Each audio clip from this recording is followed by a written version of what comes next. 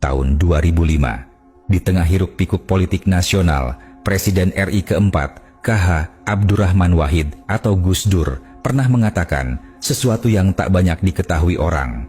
Dalam sebuah obrolan santai bersama para santri di pesantren Tebu Ireng, Gus Dur melontarkan kalimat misterius, "Nanti akan ada orang dari Jawa Barat, wajahnya tenang, tapi kalau dia bicara semua orang akan mendengar. Dia bukan jenderal, bukan kiai besar, tapi darah leluhur mengalir di tubuhnya." Banyak yang tak mengerti maksudnya. Tapi 15 tahun kemudian, nama Kang Deddy Mulyadi mulai ramai diperbincangkan. Di daerah Purwakarta, ada seorang juru kunci tua yang tinggal di sebuah rumah panggung tua. Ia dikenal dengan sebutan Mbah Cakra. Suatu malam, ia bermimpi aneh langit di atas gunung Burangrang terbelah, dan dari celahnya keluar sesosok harimau putih besar yang melangkah menuju barat. Dalam mimpinya, harimau itu berkata, "Aku, Prabu. Aku tak akan lahir dua kali, tapi akan berjalan dalam darah seorang anak negeri, dan ia sedang bangkit." Saat Mbah Cakra terbangun, ia gemetar. Ia tahu itu adalah Prabu Siliwangi, leluhur besar tanah Pasundan. Dan siapa yang dimaksud dalam mimpi itu? Hanya beberapa hari kemudian, ia melihat sosok Kang Deddy sedang menyapa warga, mengenakan iket Sunda, berjalan kaki menyusuri kampung, membantu rakyat kecil persis seperti bayangan dalam mimpinya.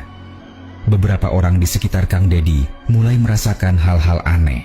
Seseorang mengaku melihat harimau putih mengikuti di belakang Kang Deddy saat beliau naik motor malam-malam ke daerah Gunung Parang. Ada pula yang mendengar suara gamelan dari arah rumah beliau, padahal tidak ada yang bermain musik. Seorang spiritualis dari Garut bahkan mengatakan, aura beliau bukan aura orang biasa. "Saya pernah pegang tangannya, tubuh saya langsung panas. Di belakangnya, saya melihat sosok keraton dan suara angin seperti mantra. Ini bukan orang sembarangan." Di antara catatan pribadi Gus Dur, ditemukan secarik kertas dengan tulisan tangan, "Dari Purwakarta, datang yang akan menghidupkan kembali nilai leluhur. Bukan dengan kekerasan, tapi dengan laku." Tak disebut nama, tapi semua petunjuk mengarah pada satu orang. Kini, semakin banyak yang percaya bahwa Kang Deddy Mulyadi bukan sekadar tokoh publik biasa. Banyak yang yakin ia membawa misi besar, sebuah kebangkitan spiritual, warisan dari Prabu Siliwangi, dan bahkan ramalan lama dari Gus Dur. Karena itu, jangan pernah remehkan Kang Deddy Mulyadi. Bisa jadi beliau bukan hanya pemimpin, tapi juga pertanda zaman yang sedang berubah. Beberapa minggu setelah pertanda itu muncul, kejadian demi kejadian aneh mulai bermunculan di sekitar perjalanan Kang Deddy. Di sebuah desa tua di lereng Gunung Tangkuban Parahu, seorang ibu tua bernama Nyi Sekar tiba-tiba histeris saat melihat Kang Deddy lewat di depan rumahnya. Ia bersujud dan menangis, lalu berkata dengan suara parau seperti, "Kerasukan, punten Kanjeng Abdi Parantos, ngantos lami, Ratu Kidul Parantos, mundur karena Sang Prabu Parantos kembali di bumi." Warga yang menyaksikan peristiwa itu kebingungan. Kang Deddy hanya diam, wajahnya tenang seperti biasa, tapi matanya tampak merah seperti menahan sesuatu yang berat. Ia lalu memegang bahu si ibu tua dan berbisik pelan, "Tenang, Simbok. Kuring henteu datang, pikeun takta, dot kuring datang, pikun ngalindungi." Kabar kejadian itu menyebar cepat. Tak sedikit paranormal dan tokoh spiritual dari berbagai penjuru Jawa datang untuk mengintip siapa sebenarnya sosok ini. Namun, hampir semua dari mereka pulang tanpa komentar. Bahkan ada yang muntah darah setelah mencoba membuka mata batin terhadap aura Kang Deddy. Hal lain yang membuat bulu kuduk berdiri adalah fenomena mimpi massal. Puluhan warga dari desa-desa berbeda melapor bahwa mereka bermimpi sama bertemu dengan seorang lelaki berpakaian Sunda kuno, duduk di singgasana emas dan mengatakan hal yang identik, "Jaga Kang Deddy karena dia bukan hanya manusia. Dia adalah titian dari masa lalu dan pelindung dari masa depan." Yang membuat merinding semua warga menggambarkan sosok dalam mimpi itu sama. Berjenggot tipis, mengenakan mahkota keraton, dan di sampingnya seekor harimau putih duduk tenang seperti penjaga.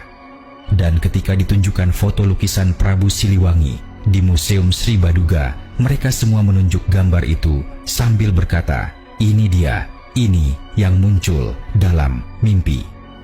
Satu malam, ketika Kang Dedi melakukan perjalanan ke sebuah desa terpencil untuk membantu warga yang terisolasi, karena tanah longsor, langit tiba-tiba berubah, awan berputar seperti spiral, dan suara petir bergemuruh tanpa hujan.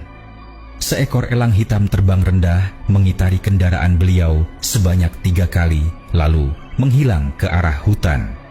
Menurut kepercayaan tua Sunda, itu adalah tanda para leluhur hadir mengawal. Salah satu tokoh adat yang menyaksikan fenomena itu berkata, "Lirih, tanda-tanda alam sudah terlalu jelas. Jika orang masih tak percaya siapa Kang Dedi sebenarnya, mungkin mereka akan tahu saat waktunya datang."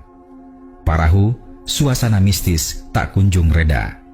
Di desa Cipaku, warga melaporkan bahwa suara gendang dan seruling Sunda terdengar tiap malam Jumat Kliwon. Padahal tak ada yang memainkan alat musik.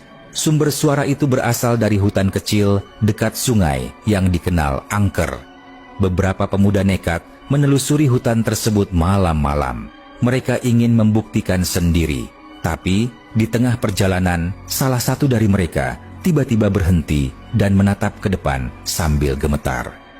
Ia melihat sesosok pria berpakaian kerajaan berdiri di antara pohon-pohon, memegang tombak bertatah emas dan menatap tajam ke arahnya. Mereka semua lari terbirit-birit.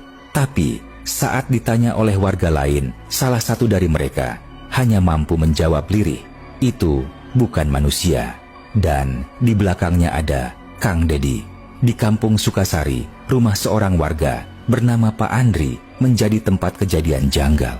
Suatu malam, terdengar suara langkah kaki berat di pekarangan rumahnya. Suaranya seperti suara kaki harimau pelan, namun dalam. Saat Pak Andri mengintip melalui jendela, tak ada siapapun di luar. Tapi keesokan harinya, tanah di sekitar rumahnya penuh jejak harimau besar. Dan anehnya, jejak itu berhenti tepat di bawah jendela kamarnya, lalu menghilang begitu saja. Tak lama setelah itu, Pak Andri bermimpi dijemput oleh 2 pria tua berpakaian putih, membawanya ke sebuah tempat tinggi di atas awan. Di sana, ia melihat sebuah kursi singgasana emas yang kosong. Tapi di belakang singgasana itu berdiri Kang Dedi, diam memandangi cakrawala dengan seekor harimau putih besar duduk di sisinya. "Ia belum duduk di takhta," kata salah satu pria tua dalam mimpi itu, "karena takhtanya bukan untuk kekuasaan, tapi untuk menjaga seimbangnya alam dan manusia." Ketika Pak Andri bangun, ia mendapati sehelai bulu putih besar di bawah bantalnya yang bentuknya bukan seperti bulu ayam, apalagi burung. Di banyak daerah di Jawa Barat, para pemangku adat mulai menggelar ritual kecil tanpa banyak orang tahu. Mereka merasa adanya gejolak energi lama yang bangkit kembali. Dalam satu ritual di kawasan Cisolok, Banten Selatan, seorang kuncen tiba-tiba kerasukan. Suaranya berubah menjadi berat dan penuh gema, lalu berkata, "Sabda telah tertulis di langit, leluhur sudah bangkit, dan yang menjadi jembatan adalah dia yang berjalan kaki, bukan yang duduk di atas singgasana." Mereka percaya itu merujuk pada Kang Dedi yang selalu hadir langsung ke masyarakat kecil tanpa pengawal, tanpa kendaraan mewah, hanya dengan iket Sunda dan sandal biasa. Semakin lama, cerita mistis